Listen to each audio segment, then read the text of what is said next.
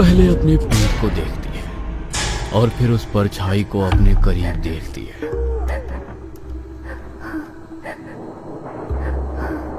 मोहिनी को कोई एक बार देख रही होती है।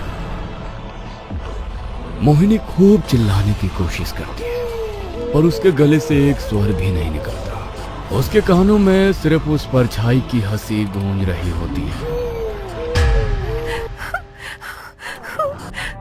मोहिनी, मोहिनी क्या हुआ? मोहिनी उठो, मोहिनी उठो, मोहिनी, मोहिनी, मोहिनी क्या हुआ? आरव, आरव, वो परछाई, परछाई, परछाई। पहले तो शांत हो जाओ, शांत हो जाओ, कोई नहीं। आरव मोहिनी को अपने सीने से लगा लेता है। मोहिनी का पूरा चेहरा पसीने से तरबतर और एकदम लाल हो चुका होता है। बस बस बस, कुछ नहीं हुआ मोहिनी, सब ठीक है, मैं हूं ना इधर, शांत हो जाओ। मोहिनी धीरे धीरे शांत होती है। आरव उसका हाथ पकड़कर उसे बैठा देता है। क्या हुआ था? फिर से बुरा सपना आया? हाँ। अब की बार क्या देखा? पता नहीं, हम दोनों बात कर रहे थे, तभी हमारे बेड के साइड वाला दरवाजे से आकर एक परछाई अंदर आई और मेरी बहुत करीब आ गई और फिर जोर जोर से हंसने लगी और फिर एकदम से मुझे जकड़ लिया। बस कोई नहीं, शांत हो जाओ। समझ नहीं आ रहा कि बार बार ऐसे सपने क्यों आए जा रहे हैं। तुम अपनी माँ से बात कर लो एक बार, शायद उनके पास कोई उपाय हो। ठीक है, कल करती हूँ माँ से बात।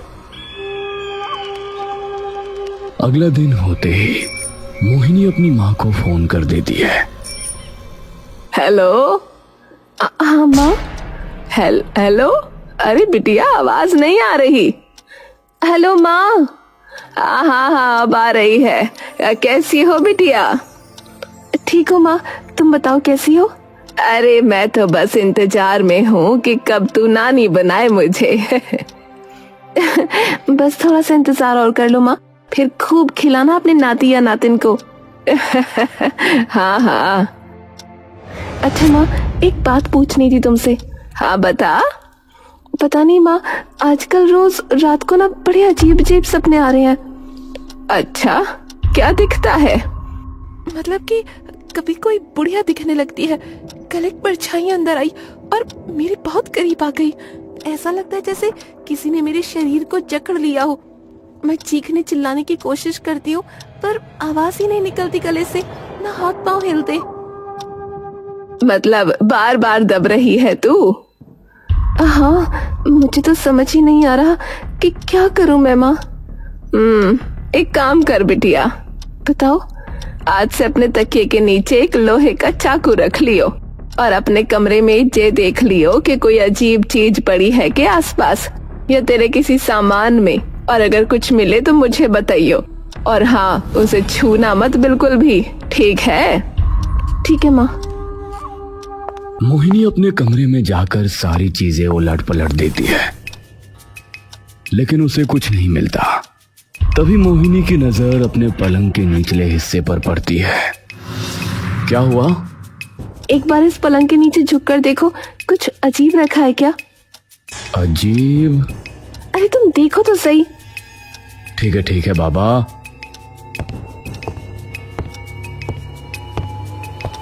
आरव पलंग के नीचे झुककर देखने लगता है। कुछ रखा तो है, टॉर्च पकड़ाना एक बार। मोहिनी उसे टॉर्च दे देती है। आरव जैसे ही वो टॉर्च लगाता है, उसे कुछ मुर्गी के पंख एक काले कपड़े से बंधे दिखते हैं। मुर्गी के पंख? छूना मत उन्हें।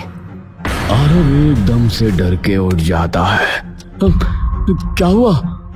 मैं माँ को फोन करके आती हूँ, तुम कुछ मत करना। मोहिनी जाकर अपनी माँ को फोन लगाती है और सारी बात बताती है। उसे छूना ना बिल्कुल भी, बस अपनी एक मुट्ठी में नमक भर लियो और उसे झाड़ू से बाहर निकाल दे घर से, और पूरे कमरे पे फिर गंगा जल छिड़क देना। हाँ, पर ये है क्या माँ? तेरे ऊपर टोटका कर रखा है किसी ने, इसीलिए ऐसे सपने आए जा रहे थे। पर मेरे ऊपर टोटका कौन करेगा? अरे घर कुनबे में बहुत से लोग हुए बिटिया, पर क्या पता तुम्हारे पीछे कोई आ गया हो तो उसे बाहर फेंका, और आज से लोहे का चाकू तकिए के नीचे रख के सोया करियो। ठीक है माँ। कुछ महीनों तक सब कुछ ठीक ठाक चलता है। 3 महीने बाद मोहिनी एक लड़की को जन्म देती है। नाम क्या रखें इसका? मैंने सोचा था एक नाम, अब बताऊं? बताओ। आस्था। नाम सुनते ही मोहिनी मुस्कुराने लगती है। प्यारा नाम है।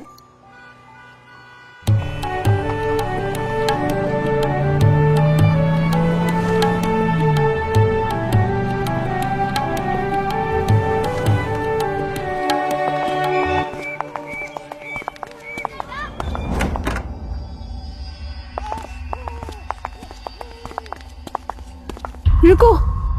मोहिनी की नजर तभी सीढ़ियों पर पड़ती है।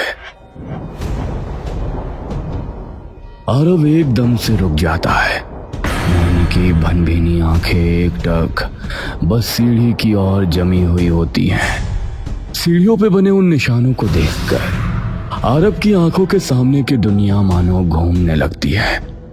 आरव चकरा के पीछे की ओर गिरने लगता है। आरव, संभालो खुद को। आरव एक झटके से होश में आ जाता है और खुद को संभालता है।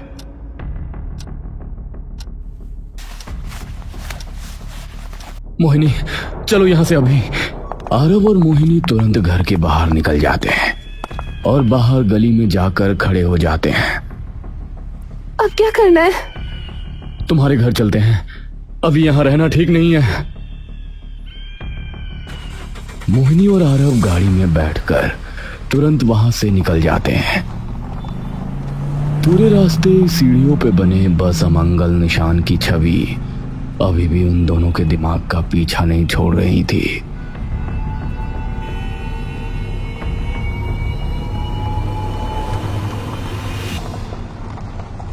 कौन मनहूस है ये? क्यों हमारे पीछे पड़ा हुआ है? पता नहीं, पर अब हम वहां नहीं रह सकते। सही कह रहे हो।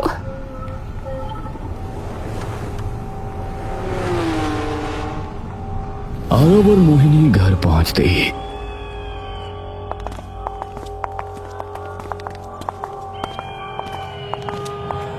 तुरंत सारी की सारी घटना बीरो को बता देते हैं। कोई बुरा ही तुम्हारे पीछे लगा हुआ है। सही किया तुमने यहाँ आ गए। कुछ दिन यहीं रह लो जब तक घर ना मिल जाए दूसरा। कुछ दिनों बाद ही मोहिनी और आरव अपना सारा सामान अपने घर में ले आते हैं और फिर अपने पुराने घर को मुड़ के भी नहीं देखते। आस्था भी अब देखते ही देखते धीरे धीरे बड़ी होने लगती है। अब घर में सिर्फ आरव, मोहिनी और आस्था रह रहे होते हैं और खाना बनाने और साफ सफाई करने के लिए बस उनकी एक पुरानी काम वाली सिमरन, जो सुबह आती और रात तक चली जाती। आस्था। हाँ मम्मी। ओहो, 2 मिनट के लिए टीवी से नजर भी हटा लिया करो कभी। हाँ हाँ ना, आप बोलो तो सही। मैं और पापा कुछ देर के लिए तुम्हारे चाचू के घर जा रहे हैं किसी काम से, तो दीदी यही है तुम्हारे पास। अगर भूख लगे तो उन्हें बता देना, वो खाना बना देंगी। ठीक है? ठीक है मम्मी। ये नहीं सुधरेगी। सिमी, ध्यान रखना इसका। कोई नहीं दीदी, आप बेफिक्र होकर जाओ, मैं अपने आप संभाल लूंगी। आरव चलो ना, लेट हो रहा है। आया। आरव और मोहिनी आस्था को घर छोड़कर निकल जाते हैं। आस्था चुपचाप बैठी टीवी देख रही होती है कि तभी आसपास की सभी लाइटें बंद हो जाती हैं। आस्था एकदम से पलटकर पीछे देखती है, पर पीछे बिल्कुल अंधेरा। आस्था वापस टीवी की ओर अपनी नजरें घुमाती है। टीवी के सामने सिमरन चुपचाप खड़ी अपनी नजरों से आस्था को घूर रही होती है। सिमरन बिना एक बार भी पीछे देखे टीवी बंद कर देती है। उसकी बेचैन सी आंखें लगातार आस्था के मासूम चेहरे को बिना एक पल के लिए भी हिले निहार रही होती है। सिमरन की आंखों में देखते ही मानो आस्था के पेट में किसी अनकही दहशत की झुरझुरी से उठ पड़ती है, जैसे कोई भुताहा एहसास उसे भीतर से कुरेद रहा हो और पीछे की ओर खिसकने की कोशिश करने लगती है। क्या हुआ दीदी? इसी बीच सिमरन धीरे धीरे उसकी ओर बढ़ते जा रही होती है। जैसे जैसे उसके कदम आस्था की ओर बढ़ते जाते हैं, आस्था की सांसें उसके सूखे हलक में और अटकने लगती है। उसकी आंखें डगमगाने लगती हैं, मानो उसका होश किसी गहरी खाई में गिर रहा हो। चलो खाना खाने। पर मुझे भूख नहीं लगी। उठो। पर मुझे भूख नहीं है। मैंने कहा चलो अभी, फिर से नहीं बोलूंगी। आस्था का शरीर डर से एकदम ठंडा पड़ जाता है।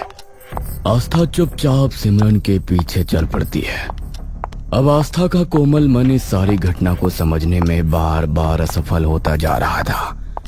सिमरन उसे अपने साथ ले जाकर एक कुमकुम और हल्दी से बने गोल घेरे के बीचों बीच बिठा देती है, जिसके अंदर काली स्याही से एक त्रिकोण का आकार बना हुआ है। सिमरन उसके चारों तरफ 4 मोमबत्तियां जला देती है। आस्था का कंठ अब अपनी हिम्मत धीरे धीरे तोड़ देता है और उसके गले से उसकी रुलाई की आवाज बाहर निकल पड़ती है। एकदम चुप चुप। सिमरन की आंखों में मानो किसी विचित्र प्रकार का आतंक अचानक उतर चुका था। सिमरन कुछ कुमकुम लेती है और उस पे कोई मंत्र फूंकती है और एक लाल कपड़ा खोलकर उस कुमकुम को उसके अंदर रख देती है। मेरी तरफ देखती रहो, बस मेरी ओर। एकदम चुप। आस्था अपनी मासूम निगाहों से अपने आंसुओं को अपने कोमल मन में दबाए चुपचाप वहीं बैठी रहती है। पापा वापस आ जाओ, बचाओ मुझे पापा, आप कहो। सिमरन तभी थोड़ा कुमकुम आस्था के चेहरे पे झटक देती है और तभी सिमरन अपने सूट की जेब से अखबार में बंधा एक लड्डू निकालती है। खाओ इसे। मैं नहीं खाऊंगी। कि तभी उसे गाड़ी के आने की आवाज सुनाई देती है और वो वहां से तभी उठकर फरार हो जाती है। आस्था इतना ज्यादा घबरा जाती है कि उसका मासूम दिमाग उस सदमे को झेल ही नहीं पाता। उसकी सांसें तेज होती जाती हैं, सीने में धड़कन धक धक करके गूंजने लगती है, निगाहें धुंधली पड़ने लगती हैं और वो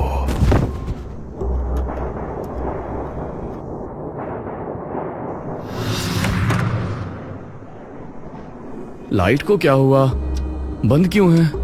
अभी तो आस्था के सोने का टाइम भी नहीं हुआ। मोहिनी जाकर सोफे पर देखती है।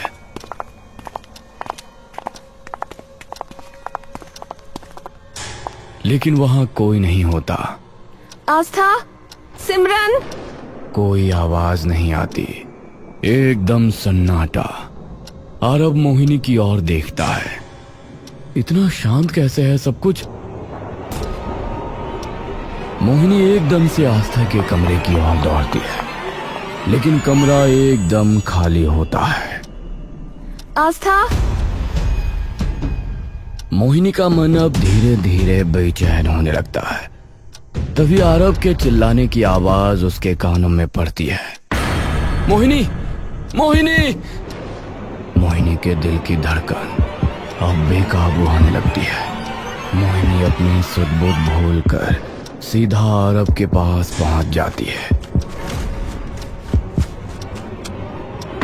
और जैसे ही उसकी नजर आस्था के शरीर पर पड़ती है तो उसकी रूह कांप उठती है। ये किसने? मोहिनी एकदम से आस्था की ओर भागती है और उठाकर उसका सिर अपनी गोद में रख लेती है। मोहिनी जैसे ही आस्था के चेहरे पे लगा वो कुमकुम देखती है, उसका दिमाग मानो अपना सारा आपा वहीं खो देता है। आस्था, उठ उठ उठ ना बेटा, उठ ना, मेरी प्यारी बेटी है ना तू, प्लीज उठ जाना बेटा, आस्था उठ ना। तभी आरव आकर मोहिनी को संभालने लगता है। मोहिनी, संभालो खुद को, पहले इसे अंदर लेकर चलते हैं और इसका मुंह पोंछते हैं। मोहिनी एक गीले तौलिए से उसके मुंह पे लगा कुमकुम साफ करती है। मोहिनी आस्था को देखकर बिलख बिलख कर रोने लगती है। आस्था की ऐसी हालत देखकर आरव भी अपनी आंखों को नम होने से नहीं रोक पाता। मुझे लगा था वहां से आने के बाद फिर से नहीं होगा, पर ये घिनौनी घटिया चीज मेरी बेटी का पीछा क्यों नहीं छोड़ रही? कौन है आखिर ये? चाहती क्या है मेरी इस मासूम सी बच्ची से? सिमरन, सिमरन कहाँ है? मोहिनी एकदम से आरव की तरफ मुड़ती है। तभी अचानक आस्था होश में आ जाती है। उसका शरीर बुरी तरह कांपने लगता है। उसके दिल की धड़कनें इतनी तेज हो जाती हैं मानो उसकी छाती से उसका दिल बाहर आने वाला हो। पापा, बचाओ पापा, बचाओ! मोहिनी उसे अपनी बाहों में समेट लेती है। कोई कुछ नहीं कहेगा, मैं हूं ना यहाँ, कोई कुछ नहीं कहेगा, पापा है ना, शांत हो जाओ। आस्था जैसे ही अपनी माँ का चेहरा देखती है वो तभी फूट फूट कर रो पड़ती है। आस्था, बाबू क्या हुआ? बताओ ना मम्मा को। बचाओ, बचाओ, वो फिर आ जाएगी, बचाओ! कौन आ जाएगा बेटा? कोई नहीं है यहाँ ना, वो फिर से आ जाएगी।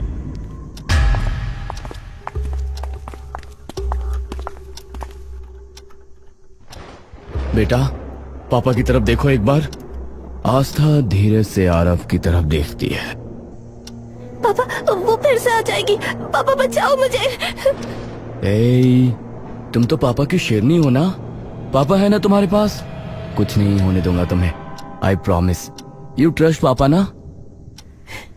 हाँ। तुम मुझे बस ये बताओ बेटा कि किसने किया ये? आस्था डर से कांप रही है। बेटा डरना बिल्कुल नहीं है, पापा है ना, बस ये बता दो कि किसने किया, फिर देखो। दी, सिमरन दीदी। सिमरन का नाम सुनते ही दोनों के होश उड़ जाते हैं। आरव की आंखों में एकदम से मानो खून खौल जाता है। आरव एकदम स्तब्ध वहां खड़ा रह जाता है। मतलब हमेशा से वही कर रही थी ये सब सिमरन? पर वो तो कितने सालों से तुम्हारे यहाँ काम करती आ रही है। सिर्फ वो नहीं, उसकी माँ भी हमारे यहाँ ही काम करती थी। आज ये किस्सा ही खत्म करता हूँ, ध्यान रखना आस्था का, आता हूँ। सुनो, मुझे मत। बात सुनो। आरव मोहिनी की आंखों में देखता है। हमारी बेटी को उसने चोट पहुंचाई है, तो उससे सारे जवाब लेना। आरव गुस्से भरा सिमरन के घर पहुंच जाता है।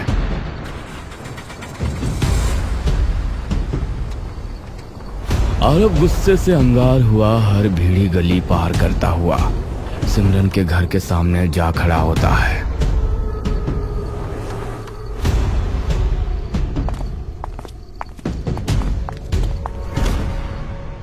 सिमरन, मैं कहता हूं दरवाजा खोलो, अभी के अभी, आखिरी बार कह रहा हूं, ये दरवाजा खोलो। अंदर से एक आवाज भी बाहर नहीं आती। आरव थोड़ा सा पीछे होता है और भागकर सीधा दरवाजे पर जोर से लात मारता है, पर दरवाजा फिर भी नहीं खुलता। आरव दरवाजे पे खूब लातें मारता है, पर दरवाजा फिर भी नहीं खुलता। अब आरव के गुस्से का पारा और भी ऊपर चढ़ते जाता है।